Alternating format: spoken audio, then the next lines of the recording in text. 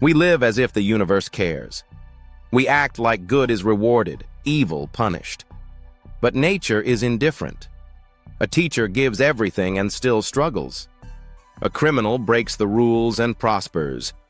Birds devour another bird's chicks. Lions kill anything in their path. Natural disasters wipe out homes and lives without thought. No justice, no morality, just survival. Humans made rules. Humans invented right and wrong, laws, religions, societies. They judge, punish, reward, but only each other. Nature doesn't judge. It doesn't care. Your deeds matter only to people, not to the universe.